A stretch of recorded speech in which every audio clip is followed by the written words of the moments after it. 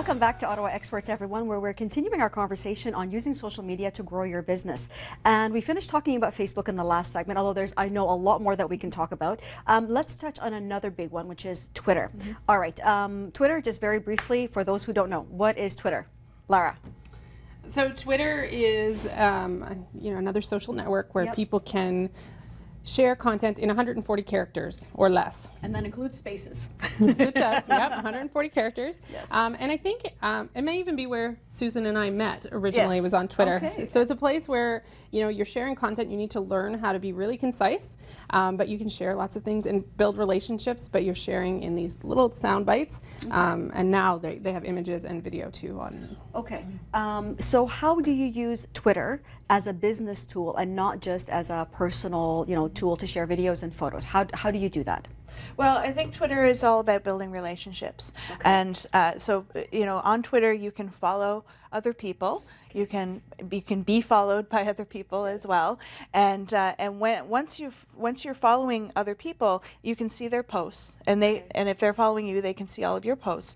And it gives that opportunity for two or more people to get involved in a conversation around a topic that's of interest to them. And that could be it could be a personal related topic, it could be a business related topic. I find that there's a lot of crossover with tools like Twitter. There isn't really necessarily that separation between business and personal, because I'm on there as Susan Murphy.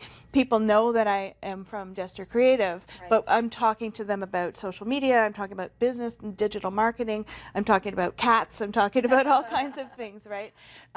And so there's that opportunity, again, like we talked about earlier, for you to be very people forward in your company, and to say, you know what, I'm a human being, and I'm here and I'm connecting and sharing and the things that are interesting to me. I hope you find them interesting too, and if you do, let's have a conversation around that. Okay, but how do you find these people, especially if they're listed by their names? So how do I know, like Susan Murphy, unless I knew to look for you specifically, or for you, Lara, how would I find you, and how would I use that tool to grow my business? How do I do that? Twitter is a very serendipitous kind of environment, right? Okay. Lara and I didn't set out to meet each other on Twitter. We didn't say, oh yeah, we happened to sort of cross paths because we're both in Ottawa, and we sort of, are traveling around in the same circles, and then met each other and became acquaintances, and then became friends, and and sort of built on that common interest that we share around social media and digital marketing. So you have to go into Twitter with a real sense of curiosity about people, and so I can go on and to the Twitter search tool, and I can search on a topic if I want to. I can search. Yeah. Okay, so you search for a topic of interest, for example. Let's say social media as an example. Sure. So you just do what? Just type in social media. Just type in social media if you wanted. You could also use a hashtag, which what's is a hashtag? Sure. Well, a hashtag is just a way to categorize information, and so if you use the hash symbol, or the pound symbol, people say, and then a word. So social media, all one word. No. Okay.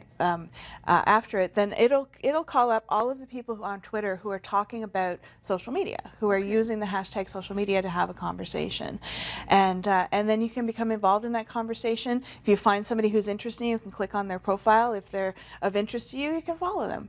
And following people is like a handshake. So when you follow somebody, they get a notification saying so and so has followed you, and you can follow them back if you're interested. So is it proper etiquette to follow someone who has followed you? Is it like one of those obligatory? No? Not necessarily. No. Okay. I would say no. I follow a lot of people. A lot of people follow me. Like if I followed everybody who followed me, I would just get overwhelmed. So I look and see who followed me, and if they seem like a good fit and something that's interesting to me, maybe I'll follow them back. But there's certainly maybe in the early days I used to, but certainly not anymore. If somebody follows me, that doesn't mean an automatic follow back. Okay. So then when you're writing your own content, you're a business, you're trying to promote whether it's a product or a service, how do you use the hashtags? Do you include them in your 140 characters? Is that essentially the means is that the way that you're using Twitter to get more customers? Well, when you use a hashtag, it's an opportunity to put yourself into a conversation, right? So let's say for example that I'm a farmer, and I have a farm market, and I'm trying to sell my produce to people in my area. One thing I could do is I could go onto Twitter, and I could talk about the fresh fruits and vegetables that I'm growing right now and what's in season and that sort of thing. And I can use the hashtag. I can use a hashtag such as AgChat, for example, which is a hashtag that is known in the agriculture community. Or I can use it, use the hashtag, local food or Ontario food or something along those lines. And so, as you do more searching and get involved in communities on Twitter, you'll see these hashtags come up, right? And then you can start to sort of make note of them and say, oh, well, I want to be involved in that conversation. It seems really interesting and really good opportunity for my business. So I'm going to use that hashtag and hopefully be able to become part of that community. Okay. Is there a way to link your, say, different social media platforms? Like, can you link your Facebook to your Twitter and to your other social media so that you're not having to post over and again? Or do you have to really consider content for each platform? So you can do that. You can. But don't do that. But don't do that. Okay. And why not? Because I have heard of products like Hootsuite, for example. There's one that comes to mind, right? You do it once and it sends it out to everybody. Well, Hootsuite's a great tool because you can schedule your tweets, and you can schedule it to different platforms, and that's great. But I think what's important is to never automate something. So your Facebook page automatically sending to Twitter is not a good idea. And because, first of all, most of the time your Facebook posts are longer than 140 characters. So there's nothing more frustrating than being on Twitter and seeing something and getting cut off and it asking you to go to Facebook to read the rest of it. Right? So you want to, if I'm on Twitter, I want you to talk to me on Twitter. And the language is different, right? When you talk on Twitter, you speak differently than on Facebook. So don't try to just have everything fit everywhere. If you're going to do it, you can do it occasionally, right? If you write something and you think this will fit in multiple places, you can do it, but don't automate it because most of the time it doesn't work. And that's, if somebody has to click more than once to get to your content, chances are you're going to lose them. Yeah. Is that what it is? Okay. Do you have a favorite Twitter tip before? I know we can talk so much more about Twitter because I want to get to the other ones. Twitter, do you have a favorite tip or something that you like to recommend to businesses to use to grow their base? I think it's actually the same tip I have for Facebook, which is reply to people when they talk to you. Okay. Again, be curious about people and respond. If somebody mentions you on Twitter or replies to you, respond back to them. Say, even if it's just to say thank you for sharing, or thank you for sharing that with me. Okay. I think it's really important to keep that conversation alive. Okay. Yes. Oh, so there's another thing on Twitter that's really interesting, which are lists. Oh, okay. So people can create lists of a certain kind of people. So for example, we're probably on a bunch of social media Ottawa lists, and that's a way. So if you're trying to find more people in a certain area, you can say Lara's in this kind of a group, and then see what lists I'm on, and then you'll find other people who are like-minded in that same list. So you're able to find that from my profile. You're able to see what lists I'm on, go and just drill down, like who else is on the same kind of list as this, then those are people you can follow and reach out to. Okay, so that's all that is visible. So all you have to do is look for the list that you're on, and then that way go out and start making your connections. Okay, I'm going to leave it at this for Twitter right now, because I want to talk about Instagram, because Instagram seems to have become a really big, very popular platform lately. Can you explain to me what Instagram is for those who don't know? Sure. I like to think of Instagram as it's a social network that is based on photos, and I used to call it YouTube for photos, because it's just a place. It's a place where you can automatically share photos of things that are happening in the moment, things that are happening right now. So it's based on your mobile device. So if you have an Android phone or a what's the other one there? iPhone.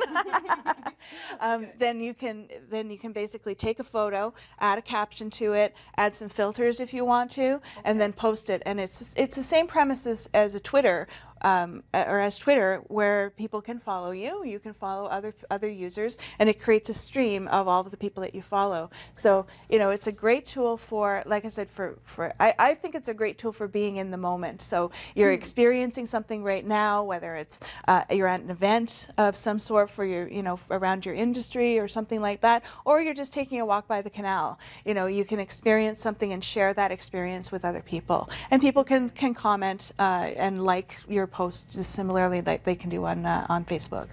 So then how is that a business tool? Because that seems like a great social, personal networking kind of tool, but how is that a business? How do you use that as a business to grow your business? Because I know that they also have hashtags, is that right? Just like in Twitter? Yeah. So does the same principle apply to Instagram as well?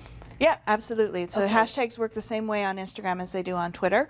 It's about categorizing content. And again, if you click on a hashtag on Instagram, you'll see all the posts around that hashtag.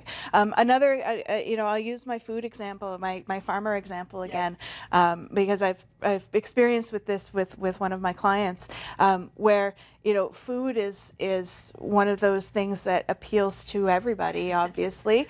And there are a lot of foodies on Instagram, especially.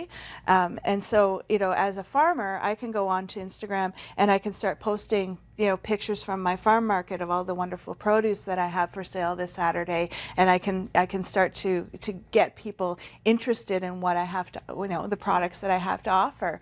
And if people can see that, they can say, wow, you know, there they are at Saturday morning at 6 a.m. and they're setting up their farm market. I'm going to head down there later today and pick up some of those great looking carrots or whatever, right? Yeah. So then, can you link people from Instagram to your website as a call to actions? Can you do that? Can you link to a website? There are always, I don't think Only you in can your put bio. links. Yeah, only in your bio. So Yeah. links in every individual post, links are not clickable. So you can type them in, but nobody can click on them. So the only link that's clickable is in your bio. But the culture of Instagram knows that. So you can, if you want them to do something, you say, there's a link in my bio to such and such a thing. Yeah. Okay, so because this is so picture driven and image driven, do you have to worry about copyright if your pictures are important to you and they're part of, like, say you're a photographer? Do you have to worry about copyright and putting your name on the images or anything? I mean, it's a personal choice is what it comes down to. I mean, obviously you have to worry about copyright when it comes to sharing works that are not necessarily your own. So that's another issue. But if you're concerned about the ownership of the pictures that you're taking, again, it's a personal choice. You know, you have to sort of say, am I willing to let this go out and potentially be shared by other people? You know, that's something, a personal decision. I have a friend who's a photographer actually, and he doesn't necessarily post the photos that he takes, but he posts behind the scenes photos, right? So he'll be he's like, oh, I'm in the studio today, and you'll see him taking a picture with his iPhone of his camera and his lights and everything, and this is what I'm doing, you know. So that's one way that I think that he gets around that issue, where he's not posting his work, but he's promoting his business through, you know, showing people, you know, here's my office for today, for example. Yeah. Okay, we're down to the final minute of the show, and there's so much more that we can be talking about so many other platforms.